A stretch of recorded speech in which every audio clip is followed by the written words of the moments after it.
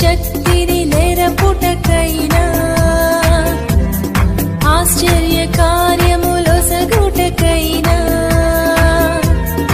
అద్భుత శక్తిని నెరపుటకైనా ఆశ్చర్య కార్యములొసగుటకైనా ఆ యేసు రక్తానికే సాధ్యమే సాధ్యమే సాధ్యమే ఆ యేసు రక్తానికే. మొదటి సమూయేలు గ్రంథం 9వ అధ్యాయం 15వ వచనం.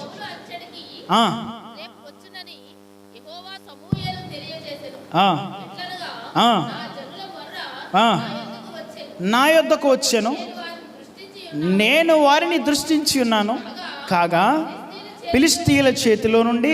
ఇక్కడ స్పెసిఫిక్గా సమూయేలుతో ప్రభు అతని గురించి ముందుగానే ఇంట్రడక్షన్ చెప్తున్నాడు. ఏమనంటే, రేపు ఈ సమయానికి నేను ఒక వ్యక్తిని నీ యొద్దకు పంపిస్తాను. ఈ వ్యక్తి ఏం చేయాలనుకుంటున్నానో తెలుసా? దేవుడు కోరుకునే వ్యక్తిని ఏం చేయాలనుకుంటాడంటే, ప్రతి వ్యక్తికి ఒక్కొక్క దేవుని ప్రణాళికను బట్టి, వారి యొక్క స్థాయిని బట్టి, వారి సామర్థ్యమును బట్టి, వారి శక్తిని బట్టి దేవుడు వారికి ఒక పనిని నియమిస్తాడు. దేవునికి స్తోత్రాలు. ఈరోజు మనం అనుకోవచ్చు, ఏదో యాక్సిడెంటల్గా గానో ఏదో యాదృచ్ఛికంగా గానో ఇక్కడ ఉన్న వారందరూ ఉన్నామనుకుంటాం. కానీ దేవుని మాట ఏమని సెలవిస్తుందో తెలుసా?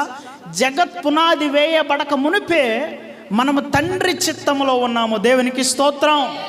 ప్రతి వాణిని దాని పని నిమిత్తము ప్రతి వస్తువును దేవుడు ఏ విధంగా చేశాడో, ఈ రోజున దేవుని మందులోన నీవు నేను ఆయన పని నిమిత్తము, ఆయన మహిమ నిమిత్తము, ఆయన కోరిన మేర నిమిత్తము మనము దేవుని మందుల్లో నిలిచి ఉన్న వారముగా దేవునికి కనపడాలి. దేవునికి స్తోత్రము. సమూయేలు దేవుని ప్రవక్త. సమూయేలు చిన్నతనములోనే ప్రతిష్ఠించబడినవాడు. సమూయేలు దేవుని నోటి మాటను అందుకొని దేవుని ప్రజలైన ఇశ్రాయేలీయులకి నాయకత్వం చేసినవాడు.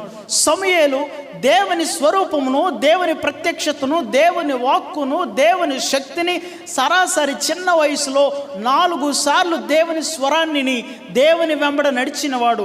సమూయేలు తన జీవితంలో ప్రపంచ దేశాలన్నిటిలో దేవుని జ్ఞానం పొందినవాడిగా, దేవుని అధికారం పొందినవాడిగా, దేవుని ప్రవక్తగా, అభిషేకించు నాయకుడుగా, దేవుని యందలి కృప చూపించగలిగిన వాడుగా, దేవుని ఆజ్ఞ మేర నడవగలిగిన వాడిగా, దేవుని చేత ప్రమాణ పూర్వకంగా వాగ్దానాన్ని ఇశ్రాయేలుకి ఇచ్చేవాడిగా, రాజులను నిలబెట్టేవాడిగా దేవుడు సమూయేలును ఇచ్చాడు. దేవునికి స్తోత్రం కలుగునుగా. ఇటువంటి సమూయేలుతో ఇశ్రాయేలు ప్రజలు ఒకసారి మాకు రాజు కావాలి అని అడిగారు. అయితే సమూయేలు అంటాడు కదా, ఆయనే మీకు నిత్యమైన రాజు అయినప్పుడు ఇక మీకు రాజు ఎందుకు? అయినా మీరు కోరిన విధముగా, మీరు కావాలనుకున్న విధముగా నేను దేవునికి చెప్పినప్పుడు దేవుడు తన ఇష్టాన్ని నెరవేరుస్తాడు. దేవునికి స్తోత్రం కలుగునుగా. దేవునితో మాట్లాడడానికి కావాల్సిన సత్తువ సమూయేలుకు ఉంది. దేవుని స్వరూపమును నిదానించి చూడడానికి సమూయేలుకు దేవుడు ఆ యొక్క కృపను చూపించాడు. ఎక్కడ మొదలైందో తెలుసా సమూయేలు యొక్క ప్రణాళిక? సమూయేలు యొక్క జీవితపు మెట్టు ఎక్కడ ప్రారంభమైందో తెలుసా? తల్లి షిలోహు అనే ప్రార్థనా మందిరానికి వచ్చి మోకరించి ఏడుస్తూ ఆమె దేవుని సన్నిధిని తన ఆత్మను కుమ్మరించుకునిచున్నప్పుడు ప్రవక్త అయిన ఏలీ ద్వారా, యాజకుడైన ఏలీ ద్వారా దేవుడు ఆమెకు ఒక వాగ్దానాన్ని ఇచ్చాడు. ఏమనంటే, నీవు కోరిన విధముగా దేవుడు నీకు దయచేయును గాక. దేవునికి స్తోత్రం. ఆ ప్రార్థనా పూర్వకంగాను, ఆ కన్నీటి ప్రవాహములోను, ఆత్మ దేవుని సన్నిధిలో కుమ్మరించుకున్న విధానములోను ప్రవక్త అయినటువంటి సమూయేలు బయటకు వచ్చాడండి. సమూయేలు సామాన్యమైన వాడు కాదు. ప్రతి భక్తుడికి దేవుడు 2 సార్లు లేదా 3 సార్లు తన స్వరాన్ని వినిపిస్తే సమూయేలుకు మాత్రం 4 సార్లు దేవుడు తన స్వరాన్ని వినిపించాడు. ఎందుకంటే మొదటి 3 సార్లు ఆ స్వరాన్ని ఎరగలేదు సమూయేలు, ఆ స్వరాన్ని గుర్తుపట్టలేదు సమూయేలు. ఆ స్వరం యెహోవాను ఎరుగకుండాను గనుక ఆ స్వరాన్ని తెలుసుకోలేకపోయాడు. కానీ ఏలీ చెప్పినప్పుడు దేవుని చిత్తానికి తల వంచాడు. దేవునికి స్తోత్రం. ఈరోజు మన అంశం ఏంటో తెలుసా? దేవుని చిత్తానుసారమైన మనస్సు. ఏ మనస్సు? మనం చదువుకున్నాం చూసారా, మొదట 13వ అధ్యాయం 14వ వచనంలో ఈ దేవుని చిత్తానుసారమైన మనసును గూర్చి కొన్ని క్షణాలు మనం ధ్యానం చేద్దాం.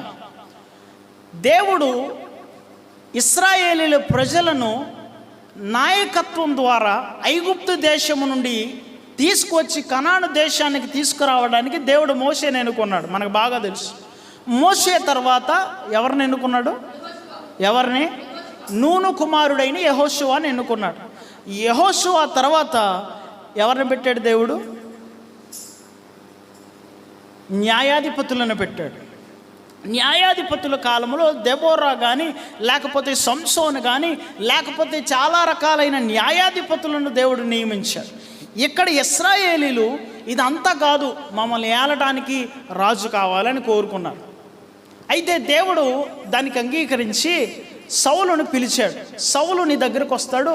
సౌలు వచ్చినప్పుడు నేను అతనిని ఇశ్రాయేలీలకి రాజుగా నియమించుకోబోతున్నాను, ఇశ్రాయేలీల ప్రజలను నడిపించడానికి ఇష్టపడుతున్నాను, ఇశ్రాయేలీల యొక్క మొర నా యొద్దకు ఉన్నది గనుక ఏ విధంగా అయితే మోషే ద్వారా నేను నడిపించుకుంటూ ఇశ్రాయేలుని నడిపించానో, ఇప్పుడు ఈ యొక్క సమూయేలు నీ ద్వారా అభిషేకించబడేటువంటి సౌలు రాజు అవ్వాలి. చదువుదాం. సౌలు సమూయేలుకు కనబడగానే యెహోవా, ఇతడే నేను నీతో చెప్పిన మనిషి, ఇదిగో ఇతడే నా జనులను ఏలునని అతనితో సెలవిచ్చి, యుద్ధ బొమ్మలను గురించి విచారపడకము, అవి దొరికినవి ఇశ్రాయేలు అభీష్టం ఎవరి యందు ఉన్నది, నీ యందును నీ తండ్రి ఇంటి వారి యందును కదా. అసలు సౌలు ఎందుకు సమూయేలు దగ్గరికి వచ్చాడండి? చదివిన వృత్తాంతం నుంచి గాడిదల కోసం తెలుసుకోవడానికి వచ్చాడు. గాడిదలు తప్పిపోయాయి. గాడిదలతో ఎవరు చెప్తారా ఎక్కడికి వెళ్ళిపోయినాయా, సంపద ఎట్టుపోయిందా అని తండ్రి ద్వారా పంపబడిన వాడే సౌలు సమూయేలు దగ్గరకు వచ్చినప్పుడు సమూయేలుకు ముందే తెలుసు. ఎందుకంటే అతడు దీర్ఘదర్శి. దేవునికి స్తోత్రం. అతడు దేవుని ప్రవక్త. అతడు సమస్తమును గ్రహించగలిగిన వాడు. అతడు సమస్తమును దేవుని మాట ద్వారా చేయగలిగిన వాడు. ఈ సమూయేలు దేవుడు పిలిపించుకున్నటువంటి ఇతనిని అభిషేకించుట కొరకే తనతో పాటు భోజనం చేసి అతనితో మాట్లాడుటకు, అతను అభిషేకించుటకు సౌలు అతనిని కోరుకున్నాడని, దేవుడు అతను కోరుకున్నాడని సౌలుతో సమూయేలు మాట్లాడినప్పుడు సౌలు అంటాడు కదా 21వ వచనములో, అందుకు సౌలు, నేను బెన్యామీనుడిను, నా గోత్రము ఇశ్రాయేలీయుల గోత్రములలో స్వల్పమైనది కాదా? నా ఇంటివారు బెన్యామీను గోత్రపు ఇంటి వారందరిలో అల్పులు కారా? నాతో ఇలాగను ఎందుకు పలుకుచున్నావు అనెను. అయితే సమూయేలు, బెన్యామీను గోత్రం అంటే ఎవరండి? బెన్యామీను యెహోవాకు ఒకసారి డాడీ వాక్యం చెప్పారు. బెన్యామీను యెహోవాకు ఎవరు? ప్రియుడు. ఎవరు తమ్ముడు బెన్యామీను? యోసేపు తమ్ముడు. బెన్యామీను గోత్రానికి సంబంధించిన వాళ్ళలో నేను అల్పమైన వాడను, నేను దీనికి తగిన వాడనా, నా ఇల్లు తగినదా, వారు ఇలాగ ఎందుకు పలుకుచున్నావు అని చెప్పేసి సమూయేలుతో సౌలు అంటున్నాడు. అందుకు సమూయేలు అంటాడు కదా, అప్పుడు సమూయేలు తైలపు బుడ్డి తీసుకుని సౌలు తల మీద తైలము పోసి అతని ముద్దు పెట్టుకుని, యెహోవా నిన్ను అభిషేకించి తన స్వాస్థ్యం మీద అధిపతిగా నియమించి ఉన్నాడు. దేవునికి స్తోత్రం చెప్తారు ఒకసారి. సమూయేలు సౌలును అభిషేకించాడు. దేనికి అభిషేకించాడు? పట్టాభిషేకం చేసి అతనిని సింహాసనం ఎక్కించుట కొరకు ఇశ్రాయేలులో ప్రధాన రాజుగా దేవుడు చేయడానికి ఇష్టపడ్డాడు. అందుకే దేవుడు సమూయేలుతో చెప్పినట్లుగా తైలపు బుడ్డి తీసుకుని సౌలు తల మీద పోసి అతన్ని ముద్దు పెట్టుకుని, యెహోవా నిన్ను అభిషేకించి తన స్వాస్థ్యం మీద అధిపతిగా. ఇంతకీ దేవుని స్వాస్థ్యం ఎవరండి? ఇశ్రాయేలీలే దేవుని పిల్లలు. ఇశ్రాయేలీలే దేవుని చేత ఏర్పాటు చేయబడిన వారు. ఇశ్రాయేలీలే దేవుని నుండి తొలగిపోకుండా చిన్న మంది అయినప్పటికీ వారిని పట్టుకుని బలమైన జనంగా చేశాడు. దేవునికి స్తోత్రము. అలాంటి జనమునకు ఈ సౌలును రాజుగా అభిషేకించాలనుకున్నాడు. దేవుడు అభిషేకించాడు. సమూయేలు ద్వారా ఆ తైలమును తీసుకుని అతను అభిషేకించాడు. అయితే జాగ్రత్తగా వినండి, ఇతడు దేవుని ఎదుట 2 తప్పిదములు చేశాడు. జాగ్రత్తగా వినండి. మన అంశం ఏంటి? దేవుని చిత్తానుసారమైన మనస్సు. ఇందులో ఒకటి దేవుని చిత్తానుసారమైనదైతే, దేవుని చిత్తానుసారం కానిది విరోధానుసారమైన మనసు, విరోధమైన మనస్సు లేదా అవిధేయమైన మనస్సు. దేవునికి ఎవరైనా చిత్తానుసారుడు అవ్వాలి అని అంటే మొదటగా వాడు దేవునికి విధేయుడు అవ్వాలి. ఒకసారి మళ్ళీ చెప్తారా? అందరు చెప్పాలండి. ఎవరికి విధేయత చూపించాలి? మనం చూసుకుంటే యేసు ప్రభువు కూడా ఎంత విధేయత చూపించారు అని అంటే, ఈ భూమి మీదకి దేవుడు ఆ శిక్షను అనుభవించడానికి, ఆ యొక్క పాప భారాన్ని మోయటానికి, ఆ యొక్క ఉమ్మి వేసినా సరే తట్టుకోవడానికి, దేవుని యొక్క శిక్ష అనబడుతున్నటువంటి ఆ గొల్గొతా మీద వేలాడవలసిన ఆ శిలువ త్యాగాన్ని చేయటానికి దేని వలన ఓరిమి తెచ్చుకున్నాడంటే విధేయత వలన. దేని వలన? విధేయత అనేది ఒక రోజులో జరిగేది కాదు. విధేయత అనేది ఒక గంట సేపు ఉండేది కాదు. విధేయత అనేది నీ జీవితంలో ఒక కాసేపు షో కాదు. విధేయత అనేది జీవితాంతం కొనసాగించబడవలసినటువంటి ఒక గొప్ప దీవెనకరమైనటువంటి గొప్ప అంశం. అయితే ఈ సౌలు తన జీవితంలో దేవునికి ఒకసారి విధేయుడై ఉన్నాడు. కానీ అతను చేసిన తప్పిదములలో దేవుడు సహించలేనివి 2 ఉన్నాయి. ఒకసారి యేసుప్రభుని గురించి చదివితే, యేసుప్రభుని గురించి మనం కొన్ని మాటలు మనం చదివితే ఆయన ఎంత విధేయత చూపించాడో, ఆ విధేయతకు నిర్వచనమయ్యే ఏది ఉన్నదో మనం బాగా గమనించవచ్చు. ఎఫెసీలకు రాసిన పత్రిక, ఫిలిప్పీలకు రాసిన పత్రిక 2వ అధ్యాయము, ఫిలిప్పీలకు రాసిన పత్రిక 2వ అధ్యాయము 5వ వచనం చదువుదాం. క్రీస్తు యేసునకు కలిగిన ఈ మనస్సును మీరును కలిగి ఉండుడి. ఆయన దేవుని స్వరూపము కలిగిన వాడయుండి దేవునితో సమానముగా ఉండుట విడిచిపెట్టకూడని భాగ్యమని ఎంచుకొనలేదు కానీ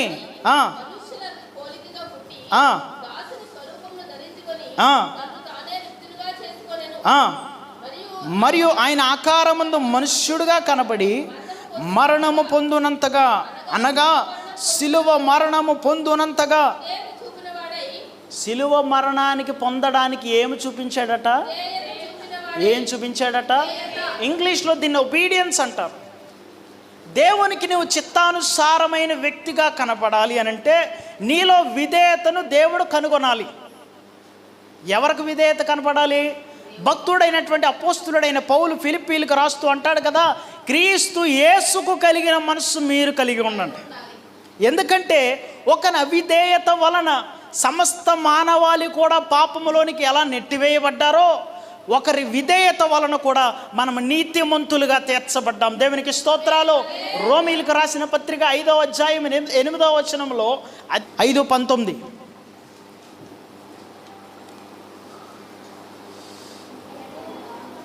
చదవండి అమ్మ.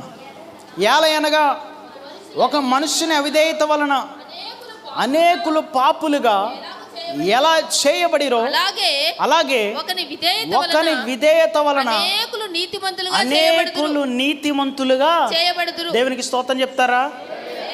ఒకరి అవిధేయత, ఎవరదే అవిధేయత అండి? అది మనం చదువుకున్నాం కదా, ఏమనుంది అక్కడ వచనంలో? ఏలయనగా ఒక మనుష్యుని అవిధేయత వలన అనేకులు పాపులుగా చేయబడ్డారు. ఏమైపోయామంట?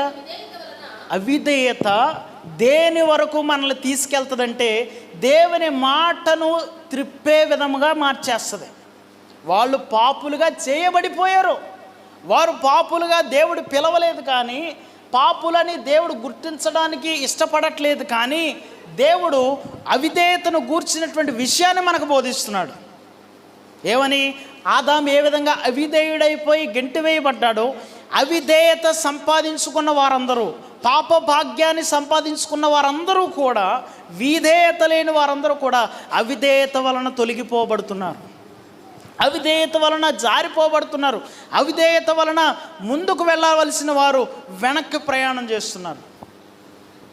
ఈ సౌలు జీవితంలో కూడా జరిగిన పెద్ద పొరపాటు ఏంటో తెలుసా? 2 పొరపాట్లు. మొదటి పొరపాటు ఏంటంటే, అతడు విధేయత చూపించవలసిన వాడై ఉండి అధికారాన్ని తీసుకున్నాడు. రాజు అంటే ఏముంటుంది? రాజుకి ఏముంటుంది? అధికారం ఉంటుంది. కానీ దేవుడు చెప్పని దానికి నీవు నీ చేయిని అడ్డు పెట్టావా, అది నీ జీవితానికి నాశనమయ్యే తొలిరాయి.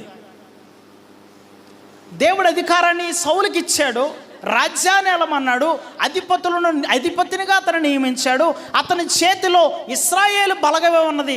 కానీ దేవునికి యాజకుడు సమర్పించవలసిన బలులలో మాత్రం అతడు చెయ్యి వేయటానికి, యాజకత్వాన్ని చేయటానికి మాత్రమో, బలి అర్పించడానికి మాత్రమో అతడు రాజైన దేవుని ముందర సామాన్యుడే.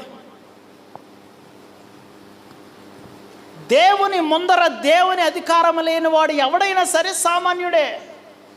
సౌలు ఏం చేశాడు తెలుసా?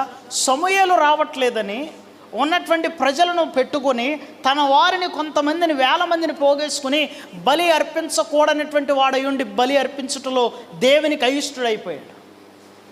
మొదటి తప్పు చూద్దాం. మొదటి సమూయేలు గ్రంథంలోనే 13వ అధ్యాయం 10వ వచనం. 13:10 మొదటి సమూయేలు 13:10 త్వరగా చదివితే, సమూయేలు చెప్పినట్టు అతడు 7 దినములాగి సమూయేలు గిల్గాలుకు రాకపోవుటయు జనులు తాను యొద్ద నుండి చెదిరిపోవటయు చూచి దహన బలులను సమాధాన బలులను నా యొద్దకు తీసుకుని రమ్మని చెప్పి ఏమర్పించాడట? తన అధికారం తీసుకున్నాడు. సమూయేలు చెప్పాడు. చూడండి, బాగా అర్థం చేసుకోండి. సమూయేలు చెప్పిన మాట ఏంటి? 7 దినముల వరకు అక్కడ ఉండు. ఇంతకీ రాజుగా అభిషేకించిన వాడు ఎవరో? సమూయేలే. దేవుడు పిలుచుకోమని చెప్పింది ఎవరిని? సమూయేలునే. తైలపు బుడ్డిని పట్టుకుని, చేత పట్టుకుని అతని నెత్తి మీద, అతని యొక్క శిరస్సు మీద తైలము పోసి అతను రాజుగా నియమించని సమూయేలుకు చెప్తే మాత్రమే అతను రాజు అయ్యాడు. అదే సమూయేలు నేను వచ్చే వరకు ఆగమని చెప్పాడు. ఏం చేయలేకపోయాడు రాజు. అంటే విధేయతలో ఏం నేర్చుకోవాలంటే సహనాన్ని నేర్పేదై ఉండాలి, ఓరిమి కలిగినదై ఉండాలి. రెఫరెన్సెస్ ఉన్నాయి కానీ చెప్పడానికి సమయం లేదు. విధేయత వలన ఓరిమి కలిగిన వారే మనం ధైర్యంగా ఉండాలి. విధేయత ఎంత ప్రాముఖ్యమైనది అంటే, విధేయత వలన నేర్చుకునే పాఠాలు మన జీవితంలో రోజుకు 1 చొప్పున నేర్చుకున్నా మన సంవత్సరాలు కూడా సరిపోవు. అందుకే పౌలు దేవుని విధేయతను చెప్పడానికి ఏమన్నాడో తెలుసా? దేవునితో కూడా విడిచిపెట్టకూడని భాగ్యమని ఎంచుకొనలేదు, కానీ మనుష్యుల పోలికగా పుట్టాడు అని అంటే ఆ విధేయత ఎంత గొప్పదో దేవునికి స్తోత్రము. ఆకాశములను వంచి చూడగలిగిన వాడు భూమి మీదకి రావటానికి ఎంత తగ్గించుకోవాలి? నోటి మీద ఉమ్మి తన ముఖం మీద ఉమ్మి వేయించుకోవడానికి ఎంత తగ్గించుకోవాలి? దుర్భాషలాడుతున్నప్పుడు సహనంగా ఉండడానికి ఎంత విధేయత చూపించాలి? తనది కాని పాపాన్ని ఆయన మోస్తున్నాడు అంటే మోయడానికి కూడా కావాల్సినటువంటి ఓర్మి విధేయత వల్ల నేర్చుకున్నాడు. గనకనే పౌలు అంటాడు, క్రీస్తు యేసుకు కలిగిన మనస్సు మీరు. నా ప్రియమైన దేవుని బిడ్డలారా, దేవుని చిత్తానుసారమైన మనస్సు కానీ, వ్యక్తి కానీ, ఆలోచన కానీ ఏదైనా ఉండాలి అంటే అతడు దేవుని ప్రణాళికలో మొదటి భాగమైన విధేయతను కలిగి నేర్చుకోవాలి. విధేయత లేని వాడుగా ఎవరైతే ఉంటారో వాడు దేవుని నీతిని సంపాదించలేడండి. It's not possible. దేవుని నీతి నువ్వు సంపాదించాలా? విధేయతను నేర్చుకో. అబ్రహాం ఏం చేశాడు? లేరా అంటే లేచి తనది కాని దేశానికి వెళ్ళాడు. దేవునికి స్తోత్రం. మోషేను కూడా ఆ రాజ్యాన్ని విడిచిపెట్టమంటే రాజ్యాన్ని, తన వారిని, తన శత్రువులను అందరినీ విడిచిపెట్టి క్రీస్తు కోసము ఐగుప్తు ధనము విషయం కంటే క్రీస్తు విషయమై నింద గొప్ప భాగ్యం అని ఎంచుకున్నాడు. దేనివల్లనండి? విధేయత. అదేం నేర్పించింది అంటే, దేవునితో మాట్లాడుతున్నప్పుడు ఆయన నేను తగిన వాడను కాదు ప్రభు అంటే నువ్వే నాకు కావాలి. దేవునికి స్తోత్రం చెప్పండి ఒకసారి. సౌలు కూడా అలాగే అన్నాడండి, నా ఇల్లు తగినది. విధేయత ఉన్నవాడే, విధేయత కలిగిన వాడే, విధేయతను చూపించగలిగిన వాడే, ఒబీడియన్స్ కలిగిన వాడే, కానీ విధేయతను సంపూర్ణము చేయలేకపోయాడు. ఆ హస్తము ఎవరిదై ఉండాలి? సమూయేలుదై ఉండాలి. అప్పుడే దేవుడు ఇష్టపడతాడు. అది ఒక యాజకుడు యాజకత్వం చేసేవాడు దేవుని బలిపీఠం యొద్ద ఆయన ఆ ధూపం వేస్తేనే, ఆ యొక్క బలిని అర్పిస్తేనే దేవుడు అంగీకరిస్తాడు. దేవుడు పాప పరిహారార్థ బలిని అంగీకరించి శిక్షను తొలగిస్తాడు. ఎవడు పడితే ఆడు ఎక్కడానికి సామాన్యమైనటువంటి వాడు దేవునికి అర్హుడు కాదు. దేవునికి అధికారం ఇచ్చాడా? నువ్వు లేచి నిలబడి దేవుని కొరకు ఉండాలా. కొంతమందికి దేవుని స్వరం ఎంత వినపడినా వాళ్ళు పట్టించుకోరండి. నీకు దేవుడు అవకాశం ఇచ్చినప్పుడే, దేవుడి దగ్గర నేర్చుకోవాల్సిన సమయం ఉన్నప్పుడే, దేవుని చెంతకు రావాల్సినటువంటి ఊపిరి నీలో దాగి ఉన్నప్పుడే దేవుని కొరకు పరిగెత్తే వారై మనం తయారవ్వాలి. దేవునికి స్తోత్రాలు. పౌలు అంటాడు కదా, విశ్వాసములో నా పరుగుని నేను కడముట్టించి తిని, మంచి పరుగు, మంచి పోరాటము పోరాడి తిని. సౌలు దేవునికి అవిధేయుడైపోయాడు. విధేయత కలిగిన వాడు అవిధేయత అయిపోయాడు. ఎందుకో తెలుసా? దేవుని మాటను నెరవేర్చనందుకు. ఎంత కఠినమైన శిక్ష ఉంటుందండి? ఉంటుంది. దేవుని మాట స్వల్పమైనదిగా నీకు కనపడచ్చు, కానీ దేవుని మాట అగ్ని వంటిది. దేవునికి స్తోత్రము.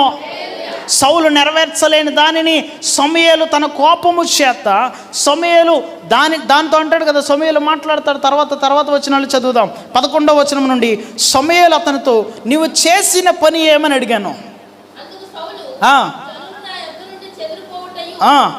నిర్ణయ కాలమును నీవు రాకపోవుటయు, ఫిలిష్తీయులు మిక్మషులో కూడి ఉండటయు నేను చూసి, ఇంకను యెహోవాని శాంతిపరచకమునిపే ఫిలిష్తీయులు గిల్గాలుకు వచ్చి నా మీద పడుదురు అనుకుని నా అంతట నేనే సాహసించి, సాహసం అనుకుంటున్నాడు, పాపం అనుకోవట్లా. గమనించండి, చాలామందికి నేను గొప్పగా చేశాను, నేను గొప్పగా పని నిర్వర్తించాను, మేము మేలు చేశాను అనుకుంటారు, కానీ నువ్వు పొరపాటు చేసావు, నీవు తప్పిదం చేసావు అని నీకు కూడా తెలియదు. నేను ఈ మాట బాగా చెప్తాను. సంసోను దెలీలా దగ్గరికి వెళ్ళినప్పుడు అతను పాపంలో పడి ఉన్నాడనే సంగతి అతనికి కూడా, నేను అనుకుంటాను, ఒకవేళ అతనికి తెలుసుండుంటే ఆ 2 స్తంభాల మధ్యలో నిలబడి చేసిన ప్రార్థన ముందే, చాలామంది సంఘాల్లో కూడా తెలియని విషయం ఏంటో తెలుసా? నేను దేవునికి అవిధేయుడనయ్యానేమో అని నువ్వు పరిశీలించుకుని చేసే ప్రార్థన రాదు. ఏ ప్రార్థన వస్తుంది? వారానికి 2 మార్లు ఉపవాసం, ఆఖరిని ఈ సుంకరి వలనైనా ఉండనందుకు నీకు కాదు. దేవుని కృతజ్ఞత చెల్లించేవాడు, దేవుని సంతోషపరచాలనుకున్నవాడు. దావీదంటాడు ఒక చోట, నా యందు నీకు ఆయాసకరమైన మార్గం ఏదైనా ఉన్నదేమో. గట్టిగా చప్పట్లు కొట్టి దేవుని స్తోత్రం చెప్తారా? ఇదండి దైవికమైన అనుసరణ అంటే. దైవికమైన అనుసరణ ఎక్కడి నుండి వస్తుంది? నిన్ను నీవు పరిశీలించుకొనుటలో సాధ్యమవుతుంది. ఒక మాట ఉంటుంది మన చర్చిలో, అక్కడ స్టెప్స్ దగ్గర, నీవు దేవుని మందిరమునకు పోవనప్పుడు నీ ప్రవర్తన అంతటి విషయమై జాగ్రత్త. ఎందుకు పడాలండి? ఏమైనా తప్పిదము చేస్తే నీవు సరిదిద్దుకునే అవకాశం ఇది ఇస్తుంది. దేవునికి మహిమ కలుగునుగాక. దేవుని మందిరం ఎందుకున్నది? నిన్ను సరిచేయటానికి ఉన్నది. దేవుని మందిరం ఎందుకున్నది? దేవుని మహిమను తీసుకొచ్చి నీ మీద నిండారులుగా ప్రజ్వలింప చేయటానికి ఉన్నది. దేవుని మందిరం ఎందుకున్నది? మహిమ మేఘము, అగ్నిస్తంభము, దేవుని కృప ప్రత్యక్షత నిలయము కలిగిన ఆయన కరుణ గల హస్తము నీ మీదకి దిగి రావాలంటే నీవు ఆయన కింద మోకరించి ఆయనను కోరుకునేవాడిగా నిన్ను చేస్తుంది. షిలోహు మందిరం ఆ రోజు లేకపోతే, ఆ మందసం అక్కడ లేకపోతే ఆ హన్న వెళ్ళి ప్రార్థించేది? ఆ దేవుడు ఆ ప్రార్థన వినేవాడు కాదు. ఆ యజమానుడైన యాజకుడు ఏలి ఆ ప్రార్థన విని అతన్ని దీవించేవాడు కాదు. జాగ్రత్త, దేవుని మందిరం విషయంలో నువ్వెంత విధేయత చూపిస్తున్నావు. దేవుని మందిరం అంటే దేవుని యొక్క ముఖం అండి. దేవుని మందిరం అంటే దేవుని స్వరం అండి. దేవుని మందిరం అంటే దేవుని ప్రత్యక్షత అండి. ఇది లేని చోటు నువ్వు ఎంత తిరిగినా వెలగలిగినవి నీవు మూట వేసుకుని నీ గర్భంలో, నీ భూతి గర్భంలో దాచుకున్నా నిన్ను శాపమే వెంటాడుతా తప్ప ఆశీర్వాదం రానే. తండ్రి ఇంటిలో ఉన్నాడు యాకోబు ఆశీర్వాదాలు అన్నీ మూట కట్టుకున్నాడు, కానీ ఏదైనా ఉపయోగపడ్డాయా? ఆఖరికి తండ్రి పాదాలే, యేసుక్రీస్తు పాదాలే శరణమయ్యాయి. జాగ్రత్త ప్రియులారా, అవిధేయత వల్ల మనం ఏది సంపాదించుకోవాలనుకుంటామో దానినే దూరం చేసుకుంటాం. గెహాజీ కూడా, ఎలీషా దగ్గర ఉన్నవాడు కూడా, అయ్యా అంటాడు, నేను ఎక్కడికి వెళ్ళలేదు అంటాడు కదా ఎలీషా. నా మనస్సు నీతో కూడా బా అంటే నేను అనుకుంటాను, ఎంత మనస్సు పెనవేసుకుందండి వాళ్ళిద్దరు మనసులో. ఎలీషా మనసులు ఎలా పెనవేసుకున్నాయో ఎలీషా గెహాజీ మనసులు కూడా అలాగే. కానీ లాభమేముంది? లాభం లేదు. ఎవరి అవిధేయత వలన వారు సంపాదించుకోవాలనుకున్న దాన్ని దూరం చేసుకుంటున్నారు. సౌలు కూడా రాజ్యస్థానాన్ని, రాజపీఠాన్ని ఎక్కిస్తే అతడు తన కాళ్ళదనుకున్నాడు. ఆయన రెండవ తప్పిదం ఏంటో తెలుసా? మొదటి తప్పిదము, సమూయేలు చేయవలసినటువంటి యాజకత్వాన్ని సాహసించి తాను గొప్పవాడని అనిపించుకునటానికి అతడే ఆ బలిని అర్పించాడు, దేవునికి అవిధేయమైపోయాడు. రెండవ తప్పిదం ఏంటో తెలుసా? అదే సమూయేలు గ్రంథం 15వ అధ్యాయం 10వ వచనంలో, 15వ అధ్యాయం 10వ వచనంలో చదువుదాం. 7వ వచనం, 15వ అధ్యాయం 7వ వచనం. హవీలా నుండి ఐగుప్తు దేశపు మార్గమును షూరు వరకు తరిమి హతము చేసి అమాలేకీయులు రాజైన అగగును ప్రాణముతో పట్టుకుని జనులందరినీ కత్తి చేత నిర్మూలన చేసెను. సౌలును జనులను కూడి అగగును, గొర్రెల్లోను, ఎడ్లను, క్రొవ్విన గొర్రె పిల్లలు మొదలైన వాటిలో నుంచి మంచి వాటిని నిర్మూలన చేయక కడగా నుంచి పనికిరాని నీచ పశువులన్నిటినీ నిర్మూలన చేసి అప్పుడు నిర్మూలన చేసెను.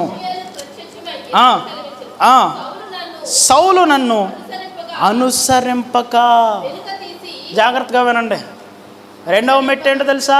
మొదటిది విధేయత అయితే, రెండు దేవునిని అనుసరించటం, చిత్తానుసారమైన ప్రవర్తనను కలిగి ఉండటం. బాధపడుతూ పశ్చాత్తాపడుతూ సమూయేలుతో ఒక రాత్రి గడపటానికి దేవుడు సమూయేలుతో మాట్లాడుతున్నాడు. ఏమనంటున్నాడు? సమూయేలుకు ప్రత్యక్షమయ్యి, సౌలు నన్ను అనుసరింపక వెనుక తీసి, అంటే దేవునికి వెనక తీసేవాడు, నా వైపు చూడండి, దేవునికి వెనక తీసేవాడు పని, నాగట్టి మీద చేయి పెట్టి వెనుక తట్టు చూసేవాడు నా యొక్క రాజ్యానికి నాకు పాత్రుడు కాదు. ఒక వ్యక్తి వచ్చి అంటాడు, అయ్యా ఏదైనా సరే దేవుని కంటే ఎక్కువగా దేన్ని చూడడానికి ప్రయత్నం చేయకూడదు.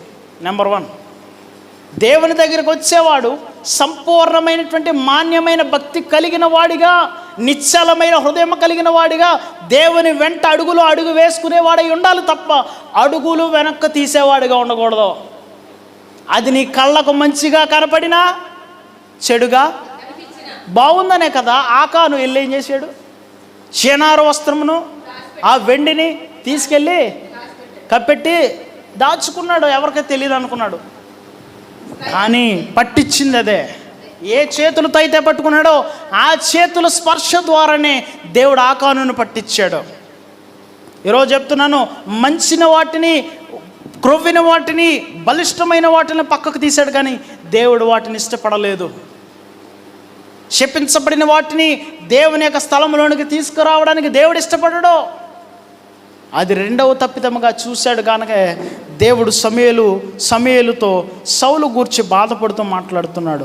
సౌలు నన్ను అనుసరింపక వెనుక తీసి నా ఆజ్ఞలు గైకొన పోయాను గనుక అతనిని రాజుగా నిర్ణయించినందుకు ఏం చేస్తున్నాడంటే దేవుడు పశ్చాత్తాపడుతున్నాడు, బాధపడుతున్నాడు, ఏడుస్తున్నాడు. నేను అనవసరంగా రాజుగా చేశానేమో, ఎవరితో చెప్పుకోవాలో తెలియక సమూయేలు దగ్గరకు వచ్చి బాధపడుతున్నాడండి. ఒకని ప్రవర్తన వలన దేవునికి మహిమ రావాలే తప్ప ఒకని ప్రవర్తన వల్ల దేవుని నామానికి అవమానం రాకూడదు. ఓ సౌలా, తన చిత్తానుసారమైన మనస్సు గల ఒకని కనుగొని ఉన్నాడు. గట్టిగా దేవుని స్తోత్రం చెప్పండి. అతడు ఎలాంటి వాడో తెలుసా? గొర్రెల దొడ్లలో నివసించేవాడైనప్పటికీ అతడు నా చిత్తమునకు అనుగుణంగా నడవగలిగిన వాడు. అతడు ఎలాంటి వాడో తెలుసా? పగలైనా, రే అయినా, రాత్రి అయినా, ఏదైనా సరే నన్ను స్తుతించుటలో వెనుతీసేవాడు కాదు. దావీదు ఎలాంటి వాడో తెలుసా?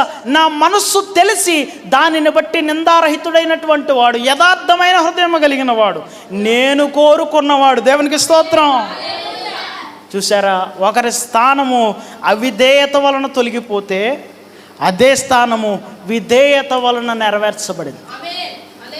నేను అనుకుంటాను సౌలు ఇక్కడ ఆదాముకు సాదృశ్యం అయితే దావీదు యేసుక్రీస్తుకు సాదృశ్యమేమో అనుకుంటాను నేను. ఆదాము తప్పిదము చేసి దేవునికి దూరస్తుడైపోతే దేవునిని విడిచిపెట్టకూడని భాగ్యమును ఎంచుకోలేదు, కానీ మన కొరకు తన స్వరూపమును మార్చుకుని ఆ విధేయత వలన రక్తము కారునంతగా తనను తానే త్యాగము చేసుకున్నాడంటే ఆ విధేయత ఎవరినూ వర్ణించలేనిది. దేవునికి మహిమ కలుగును గాక. ఆ పోయిన సింహాసనము తిరిగి తెచ్చడానికి, పోయిన వైభవం మరలా తిరిగి రప్పించడానికి, మరలా ప్రభావముతో మనము అలంకరించబడడానికి దేవుడు పరిమళ సువాసనగా మనల్ని చేశాడండి. దేవునికి స్తోత్రము.